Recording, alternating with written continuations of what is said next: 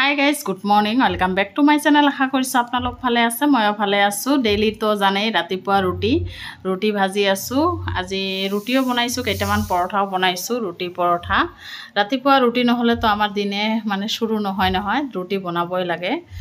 আৰু সবজিও আছে, ৰুটি সবজি চাহ এইবিলাকে খোৱা হ'ব। আৰু বজাৰ এতিয়া অনা নাই, ৰাতিপুৱা বজাৰ কৰিব গৈছে। আৰু 3 কাপ চাহ আনিছো, ৰুটি আনিছো, কাৰণ আলহী আহিছে, এটা ভনী আহিছে আৰু ভাবি আহিছে। সেই কাৰণে মানে চাহ খাই আছো একেলগে। গল্প কৰিলো, চাহ খালো, তাৰ পিছত কাহি বাটি ধুলো, কাম চাম কৰিলো। এতিয়া বজাৰ আনিছে আজি, আৰু বজাৰ কি আনিছে একেবাৰে দেখাই দিলো।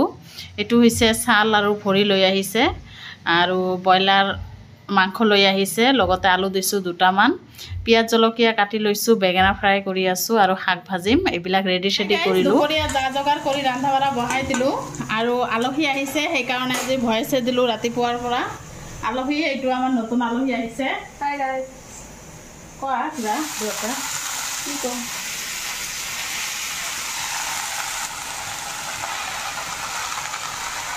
এটা কৈ ৰান্ধা বনাই আছো। এইটো হৈছে শাক ভাজিটো বহাই দিলো, আৰু তাৰ আগতে বেঙেনা ফ্ৰাই কৰি লৈছো। দেখিছে না কিমান ধুনীয়া হৈছে। ইয়াত বনাম মুৰ্গীৰ মাংস আলু দি ঝোল বনাম। আৰু নহয়, আজি আনিছে চাল। এইটো আনিছে চাল আৰু ভৰি আনিছে মুৰ্গীৰ, এইটোও বনাম বেলেগকৈ। আৰু এইটো বনাম আলু দি ঝোল বনাম, পাতলা ঝোল বনাম মুৰ্গীৰ মাংসৰ। আৰু মছলা কৰি লৈছো। ইয়াত নহয় জলকীয়া, আদা ৰসুন, আৰু জলকীয়া এইখিনি আছে, বেছি নাই। এতিয়া মুৰ্গীৰ মাংসখিনি ইয়াত বহাই দিওঁ। আহি আছো গাইছ, আপোনালোকে ব্লগটো চাই থাকক। আৰু যে ৰদ দিছে নহয়, আৰু আলহী আহিছে, মোৰ এটা ভনী আহিছে।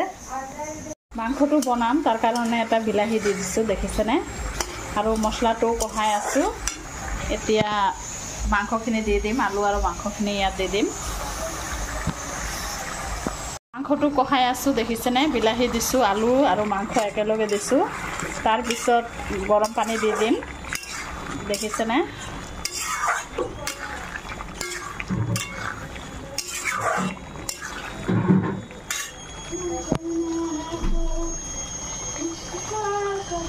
দুপৰীয়া ৰন্ধা প্ৰায় শেষে হ'ল।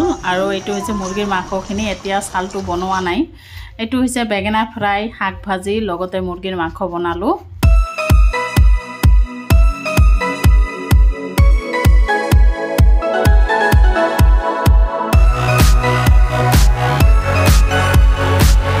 ৰান্ধা হৈ গ'ল। এতিয়া ছাদৰ ওপৰত গৈ আছো, কাৰণ ছাদৰ ওপৰত নহয়, বিশ্বকৰ্মা পূজাৰ খিচুৰি বনাই আছে। কাৰণ জিমৰ মাষ্টাৰ এটা থাকে, হিন্দু ফেমিলি হয়, সিহঁতে নহয় মানে খিচুৰি আয়োজন কৰি আছে, বিশ্বকৰ্মা পূজাৰ খিচুৰি। দেখিছেনে। আমি যোনটো বিল্ডিঙত ভাড়া থাকোঁ ছাদৰ ওপৰত। আপোনালোকে ব্লগটো শেষলৈকে চাব, স্কিপ নকৰিব। আৰু নতুন ব্লগ জনে চাই প্লিজ এটা কৈ ছাবস্ক্ৰাইব মাৰি দিব। ইমান মাখা খিচিৰি বনাই আছে, কাৰণ সকলোকে দিব। সেইকাৰণে যিবিলাক জিমত আহে তাকো দিব, ঘৰতো এইবিলাক বিল্ডিঙতো দিব, সেইকাৰণে বনাই আছে ইমান মাখা। আৰু পানী অলপ কম হৈছে, পানী দি আছে।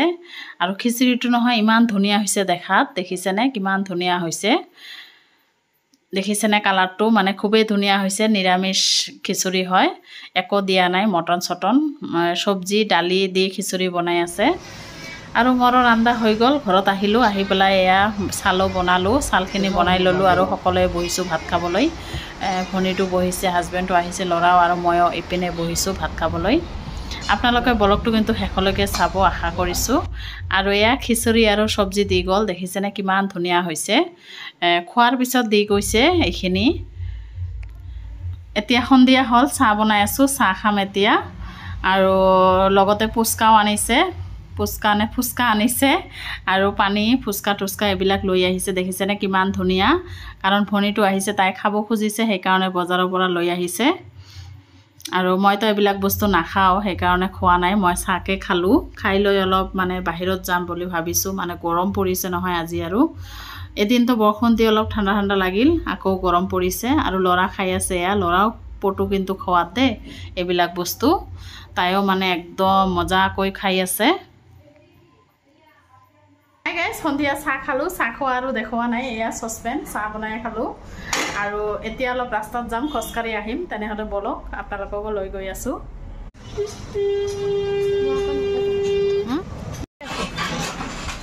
এবাৰ ঘূৰি চাই দিয়া